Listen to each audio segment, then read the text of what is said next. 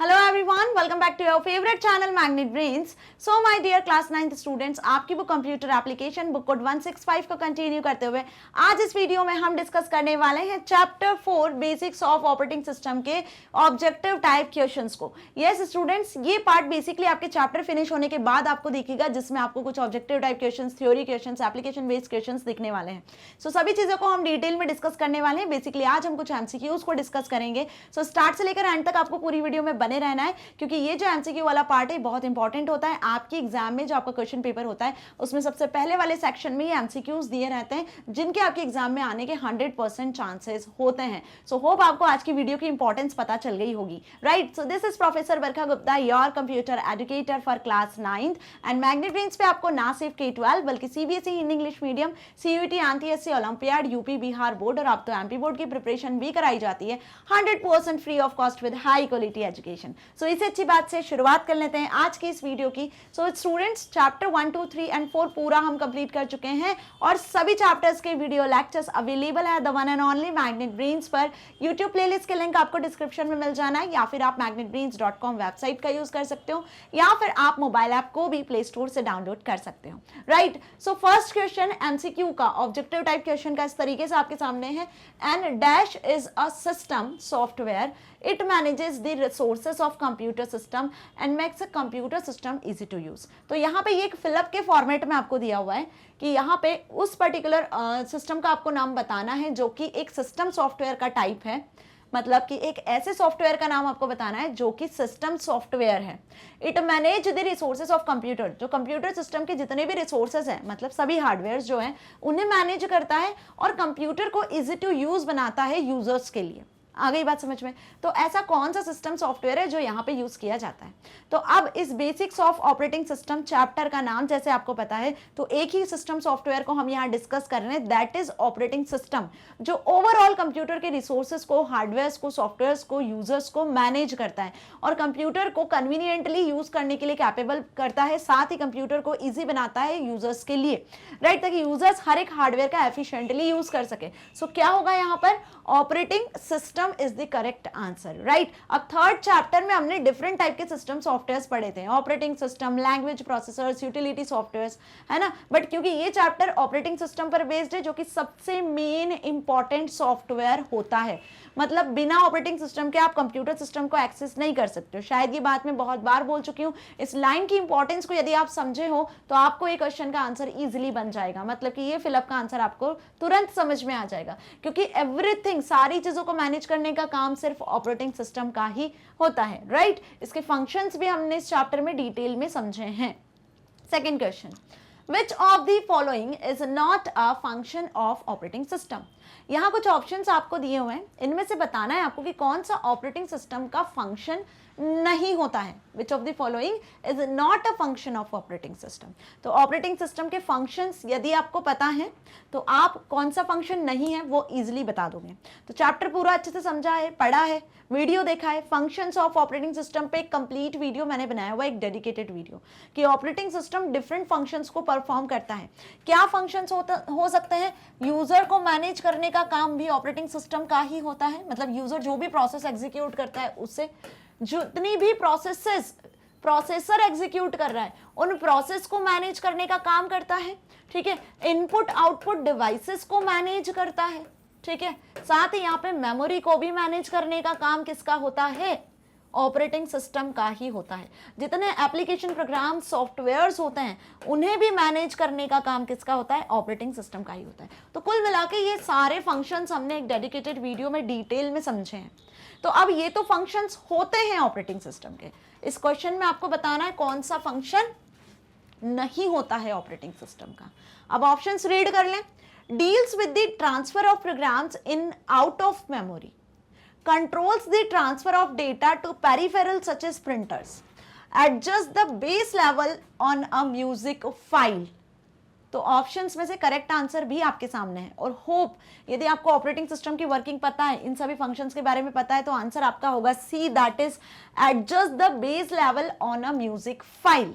Music file का यदि base level आपको बढ़ाना है तो उसके लिए आपको स्पीकर का यूज करना होगा, ठीक है, जो कि ऑपरेटिंग सिस्टम का काम नहीं है, वो आप मैन्युअली कर सकते हो, ठीक है, या आप एप्लीकेशन सॉफ्टवेयर का यूज करके भी बेस लेवल इंक्रीज कर सकते हो, ठीक है। सो इतना अच्छे से समझ में आया। लेकिन ये दोनों काम ऑपरेटिंग सिस्टम के होते हैं, like deals with the transfer of program in and out of the memory. Memory में कौन सा प्रोग्राम स्टोर होना है, कौन सा प्रोग्राम प्रोसेसर को देना है एग्जीक्यूट करने के लिए, आउटपुट स्टोर करना है नहीं करना है, इसके लिए इंस्ट्रक्शन देने वाला ऑपरेटिंग सिस्टम होता है। Controls the transfer of data to peripheral such as printer, ठीक है। जितने भी पेरिफेरल डिवाइसेस होते हैं उनके बीच में कंट्रोल करना, ट्रांसफर करना अलग अलग पार्ट को, फाइल्स को, प्रोसेस को, प्रोग्राम को, वो भी ऑपरेटिंग सिस्टम का काम होता है। मेमोरी ने, यदि आपने प्रोसेसर ने डेटा एग्जीक्यूट कर दिया, मेमोरी में आउटपुट स्टोर हो गया, आउटपुट डिवाइस पे डिस्प्ले भी हो गया, प्रिंटर तक उस आउटपुट को डिस्प्ले करवाना है, हार्ड कॉपी में आउटपुट चाहिए, तो इसके लिए इंस्ट्रक्शन कौन देता है, डेटा को ट्रांसफर करने वाला कौन है, ऑपरेटिंग सिस्टम। क्योंकि हार्डवेयर को, इनपुट आउटपुट डिवाइसेस को मैनेज तो यही करता है ना, जितने भी इनपुट आउटपुट डिवाइस है, और यहाँ पे प्रिंटर क्या है, आउटपुट डिवाइस है। ओके, सो आ रही है मेरी बात समझ में अच्छे से। सो करेक्ट आंसर यहाँ पे क्या होगा, करेक्ट आंसर आपका यहाँ पे होगा C, that is adjust the base level on a music file. Okay, next question is which of the following is not an operating system. Options में से आपको बताना है कि कौन सा ऑपरेटिंग सिस्टम नहीं है। अब डिफरेंट टाइप के ऑपरेटिंग सिस्टम हमने पढ़ लिए थे, ठीक है, डिफरेंट टाइप के ऑपरेटिंग सिस्टम मैंने पढ़े थे। जैसे मैंने आपको बताया था कि ऑपरेटिंग सिस्टम जो है, बेसिकली ऑपरेटिंग सिस्टम जो है, इसके दो कंपोनेंट होते हैं। कौन कौन से दो कंपोनेंट होते हैं, कर्नल एंड शेल। पता है अच्छे से कि कर्नल एंड शेल दो ऑपरेटिंग सिस्टम होते हैं, है ना। कर्नल वाला पार्ट जो होता है वो हार्डवेयर से इंटरैक्ट करता है, ठीक है। तो हार्डवेयर को मैनेज करने के लिए जो ऑपरेटिंग सिस्टम होते हैं वो डिफरेंट टाइप के होते हैं। जैसे सिंगल यूजर ऑपरेटिंग सिस्टम होता है, ठीक है, मल्टी यूजर ऑपरेटिंग सिस्टम होता है, जिसे हम मल्टी प्रोग्राम ऑपरेटिंग सिस्टम भी कहते हैं, ठीक है। उसी के साथ मल्टी प्रोसेसिंग होता है, मल्टी प्रोसेसिंग ऑपरेटिंग सिस्टम होता है, real time operating system, time sharing, distributed, ऐसे बहुत सारे ऑपरेटिंग सिस्टम होते हैं। अब इनके हमने एग्जांपल्स भी देखेंगे, कौन से ऑपरेटिंग सिस्टम सिंगल यूजर हो सकते हैं, कौन से ऑपरेटिंग सिस्टम मल्टी प्रोग्रामिंग हो सकते हैं, कौन से रियल टाइम हो सकते हैं, टाइम शेयरिंग हो सकते हैं, डिस्ट्रीब्यूट हो सकते हैं, है ना। तो यहाँ पे मैंने आपको डिफरेंट टाइप के ऑपरेटिंग सिस्टम पढ़ाए थे और उनके एग्जाम्पल्स भी बताए थे। तो इसी पर बेस्ड ये क्वेश्चन आपसे पूछा है कि ऑप्शंस आपके सामने और इनमें से बताना है कौन सा ऑपरेटिंग सिस्टम नहीं है। तो यहां देखो, बैंडिक्स, विंडोज एक्सपी और लाइनेक्स। तो विंडोज एक्सपी भी ऑपरेटिंग सिस्टम होता है, लाइनेक्स भी ऑपरेटिंग सिस्टम होता है। कौन सा ऑपरेटिंग सिस्टम नहीं है बच्चा, ए, दैट इज बेंडिक्स। नाम से कोई ऑपरेटिंग सिस्टम कभी सुना है? नहीं ना। विंडोज ऑपरेटिंग सिस्टम सुना होगा आपने, लाइनेक्स ऑपरेटिंग सिस्टम सुना होगा आपने, है ना, मैक ओएस ऑपरेटिंग सिस्टम सुना होगा, लेकिन बेंडिक्स नाम का कोई ऑपरेटिंग सिस्टम सुना है क्या? नहीं सुना है। तो करेक्ट आंसर क्या होगा? ए, दैट इज बेंडिक्स। ठीक है, ये क्या है? ये एक कंपनी है, इसकी एक वेबसाइट आपको मिल जाएगी जो basically safety tools, safety products आपको प्रोवाइड करती है। आगे बात समझ में? So which is the correct answer? A, Bendix is the correct answer because this is not an operating system. Okay, now fourth question, when the computer has to react within a guaranteed time to an input, which type of operating system is the best? When the computer has to react within a guaranteed time to an input, which type of operating system is best? बहुत ध्यान से question समझ लो। जब कोई computer इस तरीके से react करता है कि वो जो भी टाइम उसने दिया हुआ है उसी टाइम में इनपुट लेगा और प्रोसेस को एग्जीक्यूट करके देगा, तो ये किस टाइप का ऑपरेटिंग सिस्टम है? Multitasking, real time processing, batch processing. Obvious, कौन सा ऑपरेटिंग सिस्टम है? रियल टाइम ऑपरेटिंग सिस्टम है, जिसमें प्रोसेसर जो है उसके पास एक डेडलाइन होती है किसी भी टास्क को एग्जीक्यूट करने के लिए। आई बात समझ में? मींस कि एक सीपीयू है, एक प्रोसेसर है जो टास्क को एग्जीक्यूट कर रहा है, और यहां पर अब डिफरेंट यूजर्स हैं, और यहां पर अब डिफरेंट यूजर हैं, यूजर 1, 2, 3, 4 और 5। हर यूजर अपने टास्क को प्रोसेसर से एग्जीक्यूट करवाने की कोशिश करते हैं। तो यहां प्रोसेसर हर एक यूजर के टास्क को क्या कर देता है? एक डेडलाइन सेट कर देता है। हर एक यूजर के लिए एक डेडलाइन सेट कर देता है कि इतने सेकंड में इस यूजर के टास्क को कंप्लीट करना है, इतने सेकंड में इस यूजर के टास्क को कंप्लीट करना है। और यदि टाइम एलैप्स हो जाता है, टाइम से ज्यादा टाइम लग जाता है, तो पर्टिकुलर यूजर का जो टास्क है वो वेट स्टेट में चला जाता है और दूसरा यूजर का टास्क एग्जीक्यूट होने लग जाता है।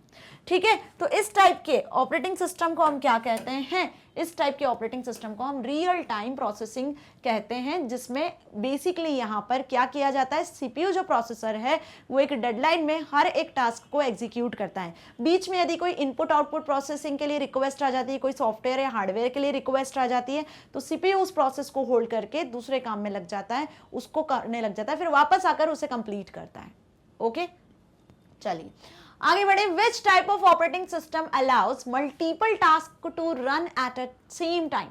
कौन सा ऑपरेटिंग सिस्टम है जो एक सेम टाइम पर मल्टीपल टास्क को रन करता है, each taking turns using the resources of computer? तो यहाँ पे बात हो रही है साइमल्टेनियसली जो प्रोसेसर मल्टीपल टास्क को, मल्टीपल प्रोसेसेस को एग्जीक्यूट करता है, वो operating system real time operating system होता है, बेच प्रोसेसिंग ऑपरेटिंग सिस्टम होता है, या मल्टीटास्किंग ऑपरेटिंग सिस्टम होता है। तो ऑब्वियस वो कौन सा ऑपरेटिंग सिस्टम होगा आपका, सी, दैट इज मल्टीटास्किंग। मैंने बताया था आपको कि सिंगल यूजर जो ऑपरेटिंग सिस्टम होता है ना, वो बेसिकली दो टाइप का होता है। पहला होता है सिंगल टास्क जिसमें एक यूजर, जिसमें कंप्यूटर सिस्टम पे एक ही यूजर अपनी टास्क को परफॉर्म करता है, वही होता है single user multitasking operating system. तो ये जो मल्टीटास्किंग ऑपरेटिंग सिस्टम होता है ना, उसमें एक ही प्रोसेसर पर, एक ही कंप्यूटर सिस्टम पर मल्टीपल यूजर अपने टास्क को एग्जीक्यूट करवाते हैं, सो इसे हम मल्टीटास्किंग ऑपरेटिंग सिस्टम कहते हैं, है ना। तो ये डिफरेंस यदि आपको याद है ना, तो आप करेक्ट आंसर करके आ जाने वाले हो। क्लियर? बाकी real time operating system, batch processing operating system clear है, सब डिटेल में मैंने समझाया हुआ है, राइट? समझ में आ रहा है ना अच्छे से? चलिए, तो ये ऑब्जेक्टिव्स बहुत इंपॉर्टेंट है, यदि आपको समझ में आ रहे हैं तो कमेंट सेक्शन में आप इनके आंसर कर सकते हो। ठीक है, 6th question, which type of operating system will allow a number of users to use the same system at the same time? बहुत ध्यान से समझो, कौन से टाइप का ऑपरेटिंग सिस्टम है जो अलाउ करता है नंबर ऑफ यूजर्स को कि वो सेम टाइम पे सेम सिस्टम को यूज कर सकते हैं। Number of users same time पे सेम सिस्टम को यूज कर सकते हैं, अपने टास्क को कंप्लीट करवा सकते हैं। कौन सा ऑपरेटिंग सिस्टम ये अलाउ करता है? ए, मल्टीटास्किंग, मल्टी प्रोसेसिंग और मल्टी यूजर। तो ऑब्वियस यहाँ करेक्ट आंसर होगा आपका C, that is multi user. Multi user मतलब जो हमने मल्टी प्रोग्रामिंग ऑपरेटिंग सिस्टम आपकी बुक में डिस्कस किया था, मल्टी प्रोग्रामिंग ऑपरेटिंग सिस्टम को ही हम किस नाम से जानते हैं? मल्टी यूजर ऑपरेटिंग सिस्टम के नाम से जानते हैं। ठीक है, आई बात समझ में? मतलब मल्टीपल यूजर्स हैं, क्या है? मल्टीपल यूजर्स हैं, और यहाँ पर ये मल्टीपल यूजर मल्टीपल प्रोग्राम्स को एग्जीक्यूट कर रहे हैं, मल्टीपल टास्क को एग्जीक्यूट करवा रहे हैं। ठीक है, मल्टीपल यूजर मल्टीपल टास्क को परफॉर्म कर रहे हैं, तो वो मल्टी यूजर कहलाते हैं। और मल्टीटास्किंग में एक ही प्रोसेसर पर क्या कर रहे हो आप? एक ही यूजर एक से ज्यादा टास्क को परफॉर्म कर रहा है। दोनों में डिफरेंस है, ध्यान से समझना। ठीक है, मल्टीटास्किंग का मतलब क्या हो रहा है? एक यूजर की हम बात कर रहे हैं, एक यूजर मल्टीपल एप्लीकेशंस को एग्जीक्यूट करवा रहा है, मल्टीपल एप्लीकेशन को एग्जीक्यूट कर रहा है, मल्टीपल टास्क को परफॉर्म कर रहा है। लेकिन मल्टी यूजर में क्या है? यहाँ पर मोर देन वन यूजर, मतलब आप बात कर लो यहाँ पर मल्टीपल यूजर्स हैं। क्या है? मल्टीपल यूजर्स हैं जो मल्टीपल टास्क को है ना, मल्टीपल एप्लीकेशंस को एक साथ सेम टाइम पर एग्जीक्यूट कर रहे हैं, that is multi user operating system. ठीक है, और मल्टी प्रोसेसिंग का क्या काम होता है? यहां पर दोनों में एक ही प्रोसेसर का यूज किया जा रहा है। ध्यान रखो, यहां पर एक प्रोसेसर का ही यूज किया जा रहा है, एक सीपीयू ही सब काम कर रहा है। लेकिन मल्टी प्रोसेसिंग में मल्टीपल प्रोसेसर्स का यूज किया जाता है। किसका? मल्टीपल प्रोसेसर्स का यूज किया जाता है, मल्टीपल यूजर्स के टास्क को परफॉर्म करने के लिए। तो मल्टी प्रोसेसिंग जो ऑपरेटिंग सिस्टम होते हैं ना, मल्टी प्रोसेसिंग, उसमें बेसिकली एक से ज्यादा प्रोसेसर को आप यूज करते हो। एक प्रोसेसर पे बहुत सारा लोड नहीं रहता है, तो अलग अलग प्रोसेसर उस एक प्रोसेसर के टास्क को डिवाइड कर लेते हैं और बहुत जल्दी, बहुत फास्ट स्पीड में काम करके देते हैं। तो जो सुपर कंप्यूटर्स वगैरह होते हैं वो मल्टी प्रोसेसिंग ऑपरेटिंग सिस्टम के ही होते हैं। तो तीनों में multitasking, multi processing, multi user, comparison clear है, डिफरेंस समझ में आ गया, कभी कंफ्यूज नहीं होंगे यदि इस तरीके से आपको याद है तो। अगेन मैं इसको समराइज कर दूं, मल्टीटास्किंग में एक यूजर, लेकिन वो एक यूजर एक से ज्यादा काम कर रहा है, प्रिंटिंग का भी काम कर रहा है, म्यूजिक भी सुन रहा है, मूवी भी देख रहा है, इंटरनेट को भी यूज कर रहा है, एक से ज्यादा काम कर रहे हो एक ही यूजर, एक ही प्रोसेसर पे, एक ही सिस्टम पे। मल्टी यूजर, मल्टीपल यूजर है, मल्टीपल काम कर रहे हैं एक ही प्रोसेसर पे, एक ही प्रोसेसर पे मल्टीपल यूजर मल्टीपल काम कर रहे हैं, मल्टी यूजर। मल्टी प्रोसेसिंग, एक से ज्यादा प्रोसेसर है, यहां पर एक से ज्यादा प्रोसेसर है जो किसी एक यूजर की ही टास्क को कंप्लीट करने में लगे हुए हैं, that is called multi processing. Okay, चलिए नेक्स्ट क्वेश्चन की तरफ बढ़ते हैं। 7th question, which type of operating system would be the best choice to control the braking system on a car? Car के ब्रेकिंग सिस्टम को control करने के लिए कौन से ऑपरेटिंग सिस्टम का आप यहां पे यूज करोगे? ठीक है, कार के ब्रेकिंग सिस्टम को कंट्रोल करने के लिए रियल टाइम प्रोसेसिंग का, मल्टी प्रोसेसिंग का या बैच प्रोसेसिंग का? ऑब्वियस यहां पे हम किसका यूज करेंगे? रियल टाइम प्रोसेसिंग का यूज करेंगे। कार के जो ब्रेकिंग सिस्टम है बेसिकली उसको आपको कंट्रोल करना है कि किस टाइम पे ब्रेक आप लगा रहे हो, तो रियल टाइम में उस ब्रेकिंग को कंट्रोल, जब आप कार ड्राइव कर रहे हो, ठीक है, आप जब कार ड्राइव कर रहे हो तो आप जब सामने आपके ऑब्स्टिकल्स आएंगे या रश होगा तब आप कार के ब्रेक का यूज करोगे। तो रियल टाइम में जो ऑपरेटिंग सिस्टम है वो रियल सिचुएशंस को समझेगा, उसके अकॉर्डिंग ही ब्रेकिंग सिस्टम को कंट्रोल कर पाएगा। आ रही है मेरी बात समझ में? तो यहां पे हम किसका यूज करेंगे? Real time processing operating system का, रियल टाइम प्रोसेसिंग का यूज करेंगे। ओके, क्लियर है? Next, which type of operating system would be needed to allow the students in a class to read a file that the teacher also had open? बहुत ध्यान से समझ लो, बहुत अच्छा question आपसे पूछा है, एग्जाम्पल बेस्ड भी आपसे पूछा है कि कौन सा ऑपरेटिंग सिस्टम है जो अलाउ करता है स्टूडेंट्स को क्लास के टू रीड अ फाइल, कि वो फाइल को रीड करे उसी सेम टाइम पे जिसे टीचर ने भी ओपन किया हुआ है। मतलब एक फाइल है, इस फाइल को टीचर ने भी ओपन किया हुआ है और सेम टाइम पे मल्टीपल जो स्टूडेंट्स हैं, मल्टीपल जो स्टूडेंट है क्लास के वो भी एक्सेस कर रहे हैं, स्टूडेंट 1, स्टूडेंट 2, स्टूडेंट 3। तो मल्टीपल स्टूडेंट भी इस एक ही फाइल को एक्सेस कर रहे हैं और साथ ही टीचर भी इस फाइल को उसी टाइम पे एक्सेस कर रही है, एक सेम टाइम पर। ध्यान से समझ लो, एक सेम टाइम पर। ठीक है, तो बेसिकली इसके लिए आप किस टाइप का ऑपरेटिंग सिस्टम यूज करोगे जो आपको ये फैसिलिटी देगा कि आप एक फाइल को, डेटा को, रिसोर्सेज को एक ही समय पे एक्सेस कर सकते हो?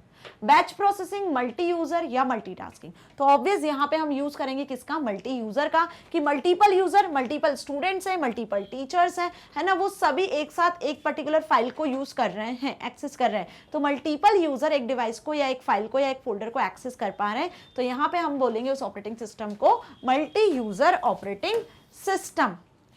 Okay, next 9th, which is the layer of computer system between the hardware and the user program? बहुत अच्छा क्वेश्चन है कि हार्डवेयर और यूजर प्रोग्राम, इन दोनों के बीच में एक लेयर होती है कंप्यूटर सिस्टम की, उससे हम क्या कहते हैं? Operating environment, operating system, system environment और नन।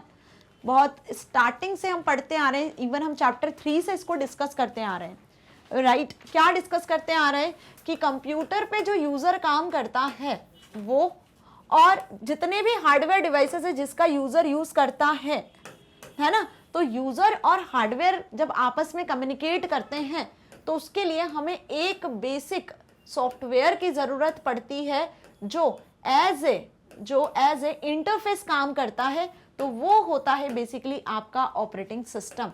ये एक इंटरफेस की तरह काम करता है यूजर और हार्डवेयर के बीच में। तो करेक्ट आंसर क्या होगा आपका? B, that is operating system. उसे हम क्या कहते हैं? ऑपरेटिंग सिस्टम, जो यूजर हार्डवेयर दोनों को फैसिलिटी देता है कि आप कंप्यूटर सिस्टम को कन्वीनियंटली यूज कर सकते हो, सारे हार्डवेयर इफिशिएंट मैनर में काम कर सके। यही इसका मेजर गोल होता है। ऑपरेटिंग सिस्टम का जो मेन गोल होता है ना, वो यही होता है। आ रही है बात समझ में? 10th question, Which of the following is not a function of an operating system? Options आपके सामने और इनमें से आपको देखकर बताना है कि कौन सा ऑपरेटिंग सिस्टम का फंक्शन नहीं है। अगेन, है ना, ये क्वेश्चन आपको ध्यान रखने, इसके लिए आपको पहले फंक्शन पता होना चाहिए कि ऑपरेटिंग सिस्टम का पहले फंक्शन कौन सा है। ठीक है, तो उसी के बेसिस पे अब आप बता पाओगे कि ऑपरेटिंग सिस्टम का कौन सा फंक्शन नहीं है। जैसे फर्स्ट वाले क्वेश्चन में हमने ये डिस्कस किया था। फर्स्ट ऑप्शन है managing the computer resources such as CPU, memory, disk, drivers, printers etcetera. Formatting a word document को फॉर्मेट करना, रिसोर्सेज को मैनेज करना, जितनी भी रिसोर्सेज हैं। एस्टैब्लिशिंग अ यूजर इंटरफेस, एक यूजर इंटरफेस एस्टैब्लिश करना ताकि यूजर्स इजीली कंप्यूटर से कम्युनिकेट कर सकें। Executing and providing services for application software को सर्विसेज प्रोवाइड करना, ठीक है। एप्लीकेशन सॉफ्टवेयर में जो भी टास्क आपने किया उसको एग्जीक्यूट करवाना। अब इनमें से कौन सा ऐसा ऑपरेशन है या फंक्शन है जो ऑपरेटिंग सिस्टम परफॉर्म नहीं करता है? तो B is the correct answer. So देखो आप यहां पर बी करेक्ट आंसर है, फॉर्मेटिंग अ वर्ड डॉक्यूमेंट। बाकी सारे ऑप्शंस जो है वो ऑपरेटिंग सिस्टम के फंक्शंस हैं। मैनेजिंग द कंप्यूटर रिसोर्सेज, सारे कंप्यूटर के रिसोर्सेज को मैनेज करना, मतलब सीपीयू को मैनेज करना, मेमोरी को मैनेज करना, डिस्क ड्राइवर्स को मैनेज करना, प्रिंटर को मैनेज करना, जितने भी हार्डवेयर और सॉफ्टवेयर रिसोर्सेज सभी को मैनेज करने का काम ऑपरेटिंग सिस्टम का है। स्टैब्लिशिंग अ यूजर इंटरफेस, एक यूजर इंटरफेस को स्टैब्लिश करना, ठीक है, मतलब यूजर इंटरफेस आपको जीयूआई इंटरफेस वगैरह प्रोवाइड करना। Executing and providing services for application software को एग्जीक्यूट करना, जो भी टास्क आप उसमें कर रहे हो, जो भी काम आप कर रहे हो उसको एग्जीक्यूट करवाने में हेल्प करना, ये सभी काम ऑपरेटिंग सिस्टम के होते हैं। बट वर्ड डॉक्यूमेंट को फॉर्मेट करना is not the function of operating system, क्योंकि हर एक यूजर अपने अकॉर्डिंग अलग अलग तरीके से वर्ड डॉक्यूमेंट को फॉर्मेट करता है ना। आपके अकॉर्डिंग आप टेक्स्ट को बोल्ड, इटैलिक, अंडरलाइन करते हो, मार्जिन सेट करते हो, अलाइनमेंट सेट करते हो, है ना, जो कि ऑपरेटिंग सिस्टम का काम नहीं होता, उसे आप बेसिकली एप्लीकेशन सॉफ्टवेयर की मदद से मैन्युअली करते हो। क्लियर? सो होप यहाँ पे आपको 10th एमसीक्यू भी अच्छे से समझ में आ गया और ये वीडियो यहाँ फिनिश होता है। वीडियो अच्छा लगा है तो इसे आप लाइक, शेयर, सब्सक्राइब कर सकते हो। साथ ही मैग्नेट ब्रेन्स आपको ना सिर्फ K-12 बल्कि CBSE Hindi English medium, MP board, UP board, Bihar board, spoken English, CUET, NTSC, olympiad and other competitive exam की प्रिपरेशन करवाता है 100% free of cost with high quality education. यदि आप वीडियो लेक्चर्स को एक्सेस करना चाहते हो तो यूट्यूब प्लेलिस्ट के लिंक आपको डिस्क्रिप्शन में मिल जाएगी, या फिर आप magnetbrains.com वेबसाइट का यूज कर सकते हो, या फिर आप मोबाइल ऐप को भी प्ले स्टोर से डाउनलोड कर सकते हो। Books, e books, notes, e notes को एक्सेस करना है सो इससे रिलेटेड लिंक आपको अगेन डिस्क्रिप्शन में मिल जाएगी, जहां से आप इसे इजीली एक्सेस कर सकते हो। यदि आप हमारे सोशल मीडिया प्लेटफॉर्म को एक्सेस करना चाहते हो तो आप फेसबुक, ट्विटर, इंस्टाग्राम जैसे पेजेस को फॉलो कर सकते हो फॉर लेटेस्ट अपडेट, ताकि आप अपने एग्जाम में बहुत अच्छे मार्क्स को स्कोर कर सको, साथ ही साथ अपनी लाइफ में कुछ बहुत अच्छा अचीव कर सको। मिलेंगे नेक्स्ट वीडियो में इस चैप्टर के थ्योरी बेस्ड क्वेश्चन आंसर्स के साथ। टिल देन, स्टे और stay happy. Thank you so much.